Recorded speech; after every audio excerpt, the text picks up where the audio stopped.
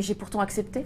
On m'envoie des messages, mais j'ai accepté, je ne comprends pas, il y a des bugs. Je vais vérifier, Caro. En attendant, vas-y, chronique. Mais oui, je vais commencer à vous parler du coup de l'artiste d'aujourd'hui, à savoir Tsutomu Nihei. Donc quand on passe du labyrinthe vertigineux à la tour vivante, eh bien c'est Tsutomu Nihei qui s'aventure dans la fantaisie. C'est un pari audacieux, mais l'artiste est assez expérimenté pour relever le défi avec brio. Alors Nihei, c'est évidemment l'auteur de Blam, une des œuvres les plus connues de l'artiste pour ses architectures démesurées, ses héros taciturnes et sa narration presque muette. En tout cas, c'est ma vision très personnelle de l'artiste et si vous voulez approfondir le sujet, je vous recommande évidemment les podcasts de chez Glénat animés par Lloyd Cherry qui sont très intéressants. Avec Tower Dungeon, il ne change pas de style, mais il change de registre.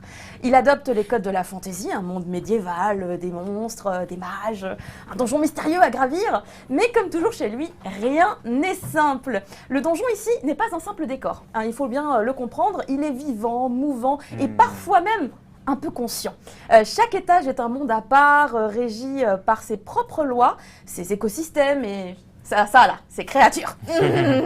On est loin du donjon de jeux vidéo classique, mais un fan de ces univers reconnaîtra tous les points qui connectent avec les RPG de donjons, même si ici c'est plus un labyrinthe silencieux et écrasant.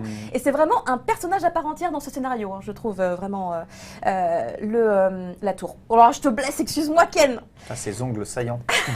Oui, j'ai été fait au Japon. Côté personnage, on retrouve des figures classiques, un guerrier, une jeune fille, un alchimiste également, mais ils sont un petit peu vidés de leur cliché. La classe, là c'est la classe. Je trouve cette page est vraiment très très classe.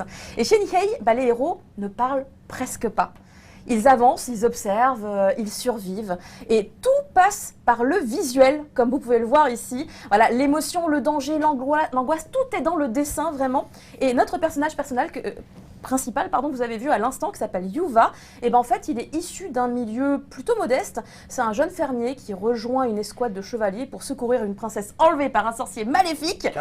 Et ce personnage promet du coup une belle évolution, car il est vraiment comme un peu un joueur level 1, très novice, avec uniquement son casque de fortune et sa massue en bois, même s'il possède déjà une force de titan. Je vois personnellement un lien entre lui et Kili de Blam. Ah oui. Le bestiaire aussi dit beaucoup de choses, parce que les créatures qu'on y croise ne sont pas juste des ennemis, ce sont des formes de vie un peu hybrides, des mutations étranges, des monstres qui semblent avoir poussé depuis les murs du donjon lui-même, comme si le monde entier refusait de rester figé, et comme si tout, même la pierre, était en transformation. D'où l'idée de considérer le donjon aussi comme un personnage à part entière, hein, comme je le disais tout à l'heure. D'ailleurs, quand on regarde bien les créatures, on a plus la sensation d'être dans un style de monstre plus Lovecraftien, que sur des monstres classiques de la fantasy. Il y a des tentacules, quoi. Il est bien vrai. Enfin, ce manga fascine par son mythe implicite. Rien n'est expliqué, tout est à deviner exactement comme dans Blam. Des symboles, des ruines. C'est une fantaisie de l'ombre et du silence qui nous invite non pas à triompher du monde, mais à le déchiffrer, à comprendre ce qu'il s'est passé. Et avec Tower Dungeon, Tsutomu Nihei prouve qu'il peut s'approprier la fantaisie tout en